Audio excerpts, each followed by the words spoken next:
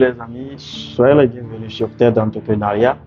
Aujourd'hui, je vous partage mes expériences. La deuxième partie de la vidéo que j'ai fait hier, parlant de mes expériences sur le terrain après mon retour au Togo en Afrique.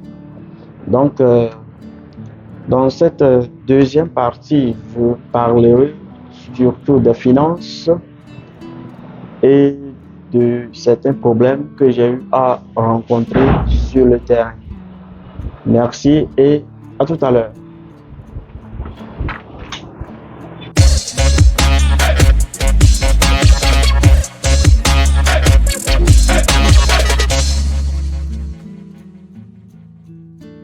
Je suis Kokovi de Terre d'entrepreneuriat.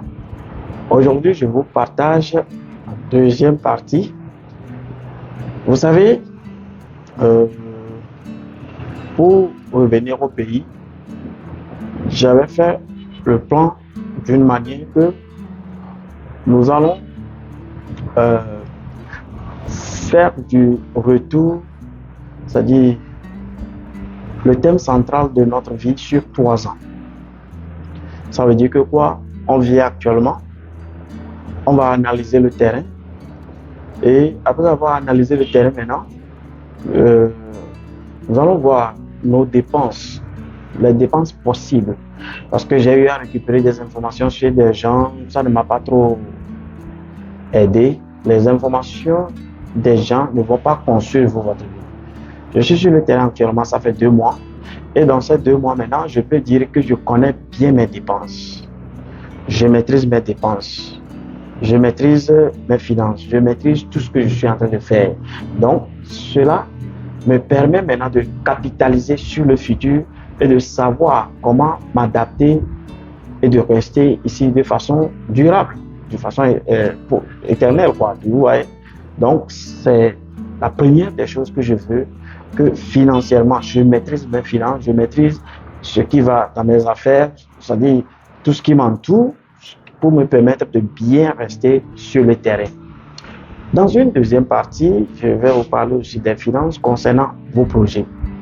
Vous savez, concernant vos projets, vous devez bien maîtriser les dépenses avant de vous lancer. Vous ne devez laisser personne vous influencer avec des dépenses fictives. Aussitôt vous arrivez, vous devez prendre le devant de vos affaires. Vous devez être celui qui décide de tout. Si vous laissez les choses à la responsabilité de ceux à qui vous avez laissé les choses quand vous étiez à l'étranger, je vous dis, ça ne va pas bien se passer.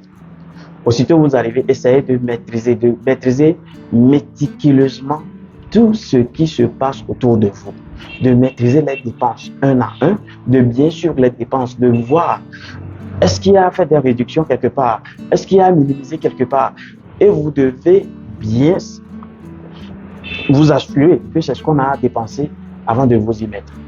Donc, c'est les expériences que j'ai eues sur le terrain, parce que des fois, vous voulez avoir des chiffres fictifs, puisque ce que vous êtes en train de réaliser comme projet, tous ceux que vous connaissez, tous ceux qui sont en train de travailler avec vous ne l'ont pas fait.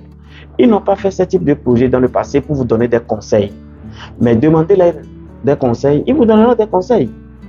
Parce que tout le monde est prêt à donner des conseils à toi, tel qu'on te voit, c'est-à-dire tu n'es pas sur le terrain, nous sommes là. Non, ce n'est pas l'ancienneté qui compte, c'est toi qui portes le projet, c'est toi qui sais ce que tu veux faire. Et c'est ce que vous devez prendre. Premièrement, vous devez prendre le devant de vos dépenses. Vous devez bien maîtriser vos dépenses. De plus, ce que j'aimerais aussi ajouter dans cette vidéo, c'est de vous faire savoir que vous devez être prêt à financer totalement vos projets vous-même. Ou si vous ne serez pas prêt, vous devez être prêt à les commencer et ensuite à aller chercher de l'argent à l'étranger pour pouvoir ramener. C'est-à-dire, les capitaux, c'est à vous de les chercher. N'attendez pas à ce qu'une institution vous aide, n'attendez pas à ce que quelqu'un vous aide. S'il s'agit des capitaux, vous devez les chercher vous-même. Vous devez vous battre pour les avoir vous-même. Moi, dans mon plan, ce que j'ai prédit, c'est de venir on fait des activités. Si on se bloque un peu au niveau des capitaux, je peux retourner travailler, revenir. J'ai installé déjà ma femme et les enfants. Les enfants vont à l'école calmement et madame autre se porte bien. Elle apprécie même.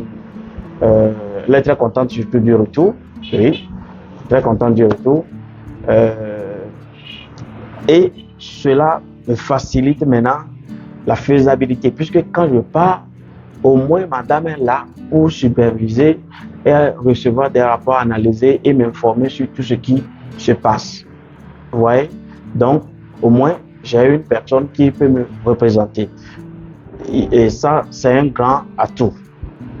C'est un grand atout. Donc, vous ne devez pas faire confiance à aucune institution. Parce que sur le terrain, ce que j'ai vécu, je peux vous l'expliquer calmement. J'ai un projet que je suis en train de réaliser et j'avais demandé du financement. J'avais voyagé, j'étais en Afrique, j'étais au Togo en mars. Donc, sur négociation, j'avais rencontré une personne qui m'a rassuré que oui, si tu déposes de l'argent chez nous, tu auras du financement, tu auras tant. Et j'avais reçu cette assurance. Quand j'étais parti, j'ai mis de l'argent. Et ce qu'il me promettait par rapport à cet argent, moi j'attendais à ce que si j'arrive, ce projet autre, j'aurai du financement pour terminer ce projet. Donc c'est ce que j'avais prédit.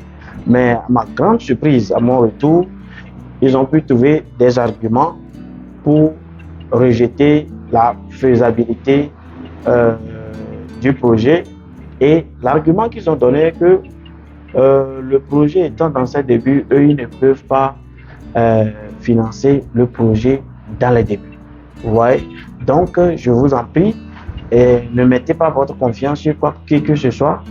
Les institutions financières sur le terrain ne financent que ce qui marche déjà. Excusez-moi. Ne financent que ce qui marche déjà. Si votre affaire ne marche pas déjà, les institutions financières ne veulent pas vous financer. Vous devez le savoir. Les institutions financières ne financent que ce qui marche déjà. Vous voyez? Si ça marche déjà, ils sont là, ils vont financer. Et ce que je dis aussi, c'est que du côté argent, c'est mieux d'oser venir faire les calculs, de vous mettre directement au travail, faire les calculs, vous mettre au travail. C'est pas venir faire la fête. Parce que je vois beaucoup de personnes qui viennent, c'est pour faire la fête. C'est pas venir faire la fête. Moi, je suis là, je peux vous dire que j'étais là, je peux dire que j'étais arrivé sérieusement caché. Si tu n'es pas dans mes affaires, tu ne vas pas savoir que le gars là est arrivé. Même mes parents ne savent pas que j'étais arrivé. Non. Je suis là pour les affaires et j'étais dans mes affaires à fond. À fond dans mes affaires pendant presque un mois. Et je sais que maintenant, je peux commencer par aller vers un peu la famille. J'ai pu contacter certaines personnes pour savoir que je suis là. Parce que je suis là, je veux bien comprendre tout. Je veux bien voir dans tout ce qui se passe dans mes affaires. Et c'est ce que j'ai fait premièrement. Donc, premièrement, vous devez maîtriser vos propres dépenses. Les dépenses qui vous entourent. En deuxième position, essayez de bien comprendre les dépenses dans vos affaires, de prendre le devant. Vous ne devez pas avoir d'intermédiaire. Ceux qui vous allez vous représenter, tout ça là, vous devez, quand les affaires commencent pas à marcher, vous devez commencer par éliminer ces personnes et prendre le devant de vos affaires. Vous voyez, prendre le devant de vos affaires. Vous êtes là pour vos affaires, essayez de vous y mettre directement. Essayez de vous y mettre directement. Donc, c'est tout ce que j'ai à partager avec vous sur le terrain. Et soyez sûr, vous n'aurez pas du financement sur le terrain. Personne ne viendra à votre secours quand ça va chauffer. Personne. Aucune institution ne va financer vos projets. Il y a déjà des projets que j'ai écrits, que j'ai envoyés un peu partout dans des institutions. Ces projets ne sont jamais, je n'ai jamais eu même de retour. Donc, vous devez être aguerri. Venez, commencez. Tout ce que vous pouvez faire, commencez. Si vous avez des projets, si c'est là, si c'est le début, commencez. Quand ça ne va pas, vous pouvez faire des retours. C'est moi ma stratégie. Je peux aller travailler 2-3 mois, revenir. Et quand je reviens encore, je renforce. Et je peux encore pourrir aller si ça arrive à un niveau. Parce que vous avez besoin de plusieurs sources de revenus pour pouvoir vous poser bien. Et ça, tout cela aussi dépend de vos dépenses. Si vous voulez avoir une très belle vie, vous voulez manger dans des grands restaurants, vous voulez vivre en Afrique comme vous êtes en Europe, bon, ça vous concerne. Moi, je ne vis pas comme ça. Moi, je vis de façon normale comme tout le monde. Je vis de façon normale comme tout le monde. Et je peux dire que ça me simplifie beaucoup la vie. Ce qui est difficile à assumer, c'est que à mon arrivée, je peux dire que la façon dont j'aime être occupé, je ne suis pas occupé comme ça. Et cela m'a dérangé dès le tout début. Parce que ici, de façon naturelle, les gens ne travaillent pas beaucoup. Moi, je travaille au moins 16 heures par jour aux États-Unis. J'arrive ici, je viens à 8 heures, déjà à 15 heures, je suis à la maison parce qu'il n'y a pas trop à faire. Puisque c'est quand toutes mes affaires seront en train de tourner que je peux travailler de cette manière. Actuellement, toutes les affaires ne sont pas en train de tourner normalement. Il me faut encore des allers-retours pour pouvoir stabiliser mes affaires. Merci infiniment pour votre temps. Si vous n'êtes pas abonné sur cette chaîne, essayez de vous abonner.